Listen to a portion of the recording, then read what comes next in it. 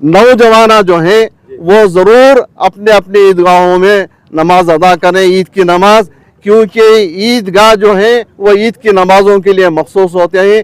सिर्फ दोनों ईदों की नमाजें वहाँ अदा की जाती है। नौजवान इस मिल्लत की हमारे पुरखों ने जो ईदगाह कायम किया है ईद की नमाज़ों के लिए, उसकी कदर करें, उसकी हिफाजत करें और उसकी रौनक को बढ़ चढ़कर आगे बढ़ाने की कोशिश करें। अस्सलाम वालेकुम सरकारी साहब। जी वालेकुम सलाम वालेकुम अस्सलाम रहमतुल्लाहि व बरकातुहू। आज 28 रमज़ान है जी। हमेशा इसी मौके पर यहाँ पर कमेटी की जानिब से एक दावत का इंतजाम किया जाता है और खुसूसन दुआ की भी दरख्वास्त की जाती है। सर आज आप यहाँ पर आए हैं आज की खुसूसी निश्त के सिलसिले में और कल आने वाली ईद में जो टाइमिंग्स के औकात चेंज हुए हैं उसको लेकर तमाम जानना चाह रहे हैं आपकी ज़ुबानी। अल्हम्दुलिल्लाह सुम्मा अल्हम्दुलिल्लाह, मुझे हर साल हमारे सोहेल बेग साहब दावत देते हैं मगर आ नहीं सकता था, मगर आज आया हूँ तो बहुत खुशी हुई है। एक महीने तक वो जो है मस्जिद ईदगाह की सफाई की सफाई में दिन रात गुजार देते हैं। वो गुजारने के बाद जब तकमील को पहुँचती है तो उन्हें एक खुशी महसूस होती है। वो खुशी में जो है वो एक सब चंद अहबाब को अपने करीब अहबाब को बुलाकर मदू करके यहाँ पर इफ्तार का इंतज़ाम किया जाता है और वो कर रहे हैं। अल्हम्दुलिल्लाह बहुत खुशी की बात है। अल्लाह ताला उनको इसकी जज़ाए खैर अता फरमाए। और दूसरी चीज़ जो है मौजूदा हालात के तहत, मौजूदा हालात की नज़ाकत की वजह से, यानी शिद्दत गर्मी की सख्ती की वजह से जो है इस साल हमारे वक्फ बोर्ड के जुमला ज़िम्मेदारान और ईदगाह कमेटियों के ज़िम्मेदारान, हमारे मंडी मोहल्ले के तिलक नगर के ईदगाह के कमेटी के ज़िम्मेदारान और राजो नगर जो अजीज़ सेठ नगर के करीब है वहाँ के ईदगाह के ज़िम्मेदारान, कमेटी वाले, तमाम अहबाब और दीगर ईदगाहों जैसे गौसिया नगर वहाँ के भी ज़िम्मेदारान इस साल जो है गर्मी की सख्ती की वजह से जो है वक्त को कुछ तब्दील किया गया है ताकि आवाम को, मुसल्लियों को ईदगाहों में नमाज़ पढ़ने वालों की सहूलत हो और उनकी जान व माल और उनकी सेहत की हिफाजत हो। क्योंकि शिद्दत गर्मी की वजह से जो है इंसान बहुत परेशान है, सेहत के लिए भी उसका बहुत बुरा असर पड़ता है। लिहाजा इन तमाम बातों का ख्याल करते हुए तमाम ज़िम्मेदारान कमेटी जो हैं ईदगाह की नमाज़ों का इस साल तब्दील किए हैं, औकात को तब्दील किए हैं। हमारे तिलक नगर मैसूर में इंशाअल्लाहुल अज़ीज़ सुबह 9 बजे ईद उल फितर की नमाज अदा की जाएगी और राजो नगर ईदगाह में सुबह 8:30 बजे वहाँ नमाज ईद अदा की जाएगी, ईद उल फितर। और गौसिया नगर में ईदगाह में वहाँ भी 9 बजे अदा की जाएगी ईद की नमाज। और राजो नगर मस्जिद निमरा के करीब मैदान में जो है वहाँ सुबह 7 बजे नमाज ईद उल फितर अदा की जाएगी ईद के दिन। लिहाजा तमाम शहरियान मैसूर वो खुर्ब जवार के तमाम मुसलमानों से पुरज़ोर गुजारिश है कि इन औकात की पाबंदी को कबूल करते हुए इन औकात की पाबंदी करें ताकि ईद के दिन जो है ईद उल फितर अमन व सलामती के साथ गुजरे और हमारी सेहत से बढ़कर इंसान की कोई चीज़ उसके लिए अल्लाह ताला की नेमत नहीं है। ये नेमत सेहत का बहुत ख्याल रखना चाहिए। इस वजह से जो है औकात में तब्दीली लाई गई है। सरकारी साहब, ईदगाह की अपनी एक अफादियत है। ये देखा जा रहा है कि बुजुर्ग हजरत तो छोड़िए, नौजवान भी अपने करीब के मसाजिद में नमाज गुजार रहे हैं। ईदगाह की तरफ आने को लेकर आप क्या कहेंगे?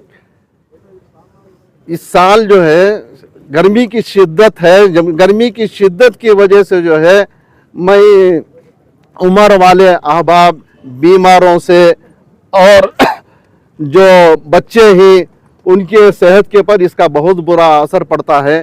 इस वास्ते मैं उनके लिए कोई पाबंदी नहीं करता। हमारे मज़हब में जो है ज़ोर ज़बरदस्ती नहीं है, ला इकराह फिद्दीन, दीन में कोई ज़बरदस्ती नहीं है। लिहाजा वक्त के लिहाज से वक्त का ख्याल करते हुए हालात को मौजूदा हालात को पेश नज़र रखते हुए उसमें कमी बेशी की जा सकती है, औकात को तब्दील किया जा सकता है, ये ताकि आवाम जो है इसमें शरीक हों ज़्यादा से ज़्यादा।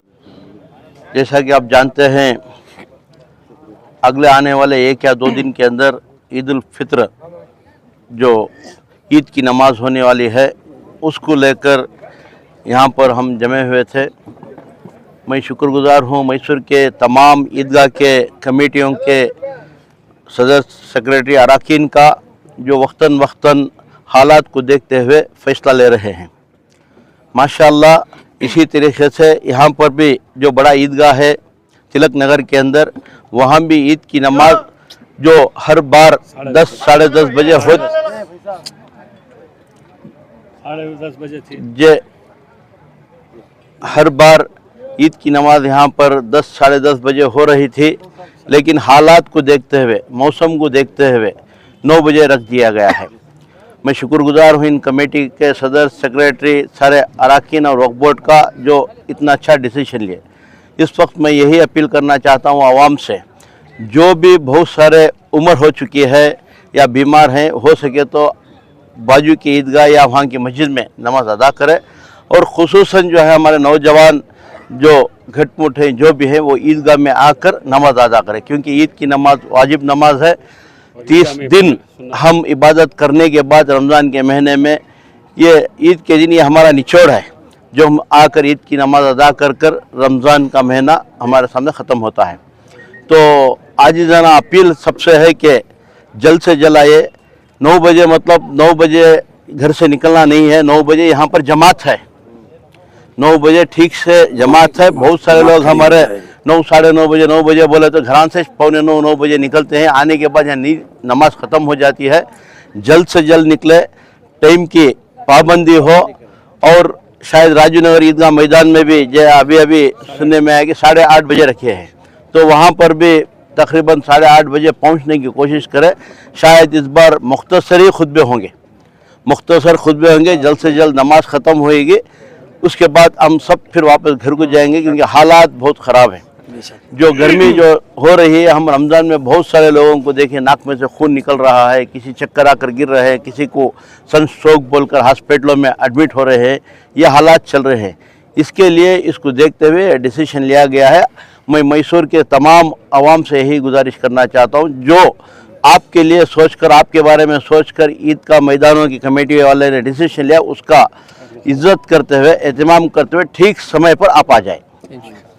जी जनाब सुहेल बेग साहब, शरफी साहब इधर आओ। इस साल भी जो है 28 रमज़ान को बाकायदा ईदगाह में इफ्तारी का इंतज़ाम किया जाता है। यहाँ पर अमायदीन शहर, उलमा इकराम और सियासतदान सब जो है एक दावत को लब्बैक कहते हुए यहाँ पर आकर जो है इफ्तारी करते हैं। तो आप इस एहतमाम को लेकर क्या कहना चाहते हैं? अस्सलाम वालेकुम। आज 20/8 रोज़े कंप्लीट हो चुके हैं।